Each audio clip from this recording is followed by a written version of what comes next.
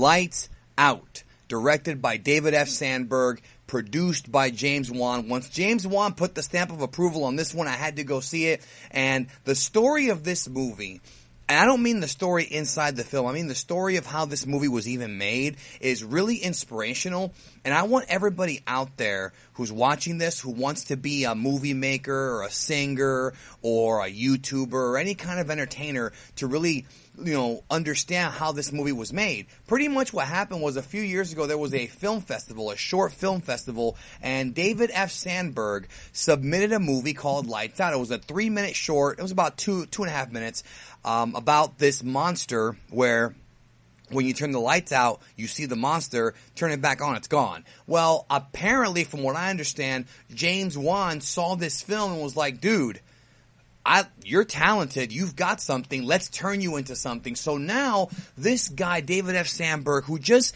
kind of submitted the film just, for shits and giggles to see if maybe he can get noticed, got noticed. This Lights Out, the theatrical version, is his first directorial debut. James Wan found him, and not just that, he's already booked to direct Annabelle 2, which is going to be part of the Conjuring cinematic universe. So, think about that, guys. Think about that. This guy just made a movie, 2.5 minutes short, and now it's being made into a it's already done. It's been made into a full-length feature film. Same thing with the original Saw. That's very inspirational to me. I think that's a very great story, and I think if you're out there and you've got talent, don't be afraid to show the world your talent, because you never know what could happen. So let's talk about this movie, okay? First of all, the film stars Maria Bello and Teresa Palmer. Now, many of you guys will remember Teresa Palmer. She was in The Grudge 2. She was in Warm Bodies. She's been in a few movies here and there, and Maria Bello plays her mother in the film, who was in, she was in a bunch of stuff. She was in Coyote Ugly. She was in History of Violence, Prisoners. She's had a whole bunch of stuff. She was on ER for a while. Pretty much the film is much like the short, where, the short is a 2.5 minute thing. This film is, of course, the big one. This is a 90-minute film. It's not that long of a movie. It's actually, I double-checked just now, it's 81 minutes. It's not a long movie at all. And it's always interesting to me when you have the challenge of taking a 90-minute short and making it into a full-length movie, how you can do it. And this guy did it, of course. Like I mentioned, James Wan produced it through Atomic Monster, and Lawrence Gray through Gray Matter Productions, and of course New Line Cinema put it out. The movie's also in certain theaters right now at a discounted rate. So if you're going to a movie theater and you don't want to spend like $12 on a movie, I paid like $6.50 for this movie because it's so short. So the movie's about this family. There's the mother played by Maria Bello, and then her daughter's played by Teresa Palmer, and then there's her son who's played by Gabriel Bateman. And pretty much the film is about essentially about all three characters and how they're dealing with this. I don't even call it a haunting or what, but pretty much what's going on is the mother, whose name is Sophie, has a lot of mental issues. And at some point, I'm not going to reveal exactly what the backstory is, as you find out in the film. And I thought it was a pretty well-written backstory, even though one of the criticisms of the film is that we actually don't know exactly what the villain, quote-unquote, is. But pretty much what happens is, the mother of the family has all kinds of, mental issues. She used to be in a psychiatric ward, and the family is being haunted by a demon, a malevolent spirit that is called Diana. And we find out how this evil being kind of came into existence as the film progresses. But they're being haunted by this thing that pretty much kills when the lights are out. But when you turn the lights on, it doesn't have any power. So it pretty much feeds on darkness. And the thing about this creature is that not only does it feed on darkness, one of the issues I did have with the film is that I like the fact that the idea that you could only see it at night. And of course, throughout the whole movie, it's a big shadowy silhouette, which is kind of creepy. I mean, they do a good job with the scares here.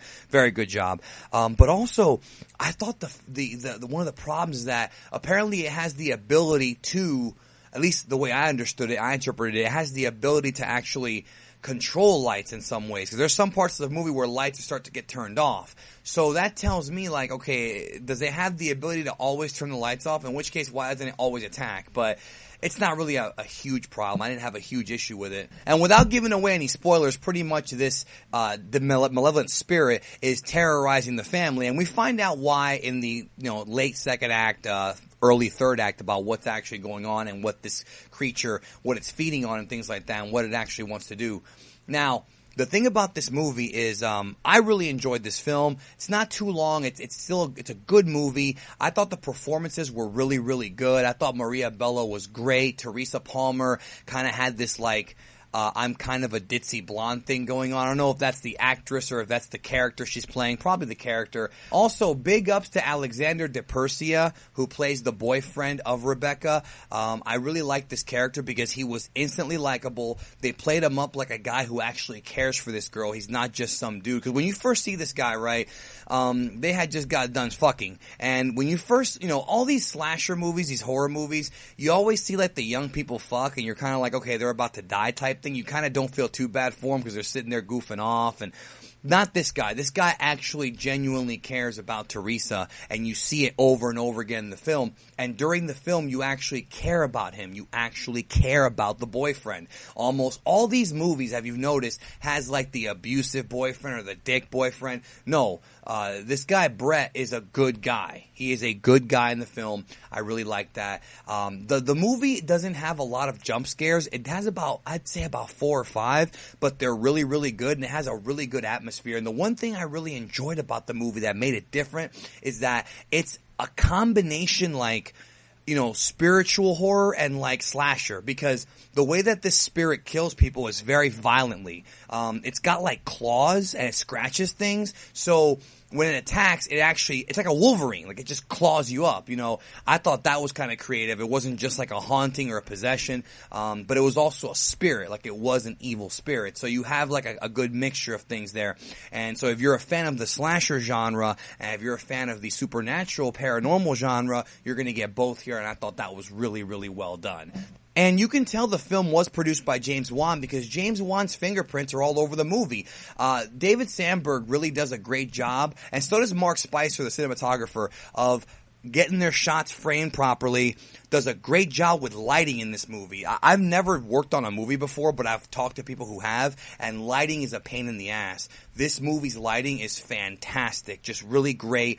Because it's hard to do these kind of movies because it's lights out. Most of the movies in the dark. How do you do a movie in the dark without lighting to where it doesn't look fake lit, but it looks like kind of realistic? Fantastic job here. Like really, really good job. Also, when you watch it in theaters, the way that he plays with the audio, just like James Wan, where you hear scratching in like the upper left, like a speaker, right? I don't think we're going to get that kind of magic if you watch it at home. Even if you have a surround sound system, you might get a little bit of it, but unless you have one of those decked out badass surround sound systems, you might not be the same thing. Overall, I really liked the movie. I thought it was a good combination of things. And I also, the main thing about these movies, like I've said before, that I think makes them, these horror films makes them better than other horror films are the characters. I like the fact that Rebecca, Martin, Sophie, their decisions in the film are logical. They're not just making dumb decisions or doing stupid things. Obviously, you're fighting a spirit, so what the hell do you do? But it's, I think that they did a good job, a really good job of doing things that we would do in real life if we were in that situation, especially Brett. There's a scene in the film where they tease that Brett bailed on them, and then when you find out what actually happens, it's like, okay, like that makes sense. Like every character, it's good writing. It's just really good writing, honestly. The screenplay was written by Eric Heiserer. If I fucked up his name, I apologize. Not a very expensive movie either. It only cost about $5 million to make. This is a fun horror movie. If you got a date, if you like sci-fi, you've got Star Trek Beyond to go see. If you like horror, you got this movie to go see, a slasher. But if you got a date, this is a perfect date movie because it's not a very long movie. And thus it gets the job done. It doesn't drag on and on and on and on and on. And the story, like I said, as you watch the film, it's kind of, you're seeing, these characters, especially Rebecca, finding out about what this demonic thing is, like finding out, discovering its backstory and things like that. And I thought, again, I didn't think they explained it well enough as far as what this creature is.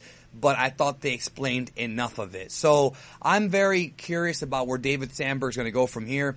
Like I said, Annabelle 2's on the docket for him. He's working with James Wan now, probably Lee Whannell in the future. He's part of that clique. So this guy might be one of the new crop of horror directors coming up now. But again, guys, this guy's living out his dream. He made a short movie, and now he's making bigger movies, and pretty soon, one day, he might make a huge one. Look at James Wan. James Wan went from the Saw special to the Saw movies, a couple little horror movies here and there, Conjuring, Insidious, and then he went on to do a big-budget Furious 7. Hey, chase your dreams, yo. Chase your dreams, guys. Anyways, thanks for checking out my review. Let me know if you like the film down below, and thank you, as always, for supporting Geekdom 101. I will talk to you guys later on.